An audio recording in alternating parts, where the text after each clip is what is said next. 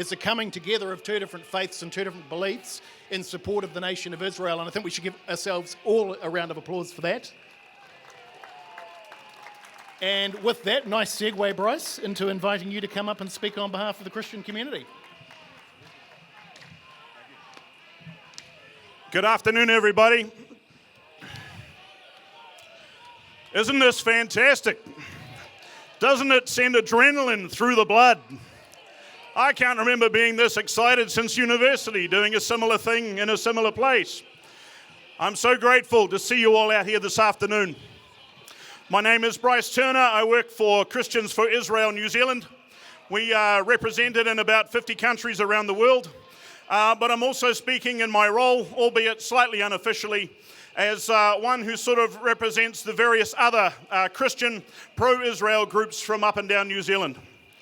It is a wonderful honor and a privilege to stand here today in recognition of this wonderful anniversary that is taking place tomorrow.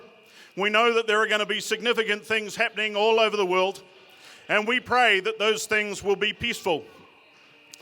But it's also something to reflect on our history as Christians. Our organization is called Christians for Israel. And dare I say it, some of our strong-minded colleagues just over the way a little bit had take offense at all three words in our name.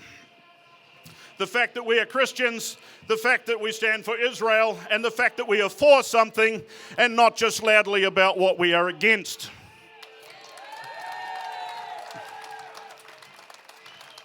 As has been said here a number of times this afternoon, we recognize that Israel is a young country. We recognize that things are not absolutely perfect, and we recognize that New Zealand is not in a position to be calling the kettle black, as it were. We have far too many injustices of our own that we need to be working through and making amends for. But we recognize that Israel stands, and it will continue to stand, and we believe from our faith that it will stand forevermore.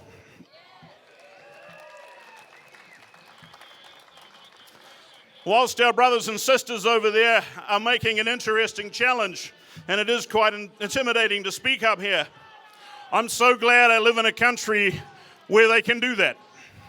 And more importantly, where we can do this. I'm so glad that we live in a country where justice still prevails. And at the end of the day, isn't that what we seek? Justice. We seek for Israel the right to be treated fairly, not to be singled out. We seek for Israel the right to choose its own capital. We seek for Israel the right not to be pushed around by every little clique and group in the United Nations. The Christian church around the world has not had a wonderful history of always standing with the nation of Israel and with the Jewish people as a nation. But I'm here to tell you today that there is a large group of us, and it's growing stronger, who stand for Israel now.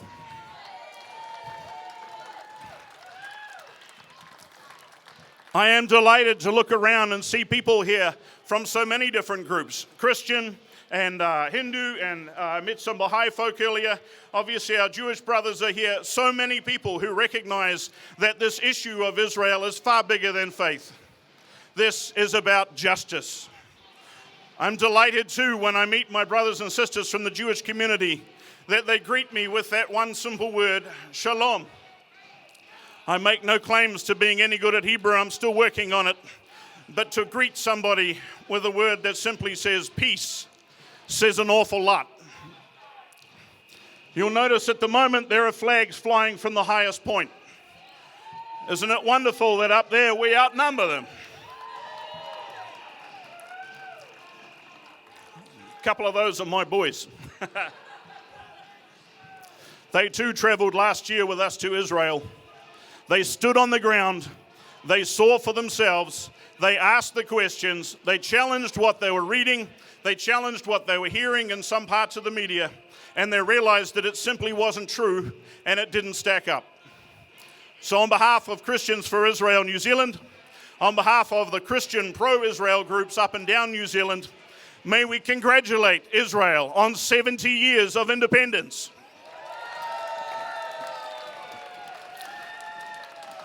And just because I can, and I think it'll be a lot of fun, Let's make some noise for Israel.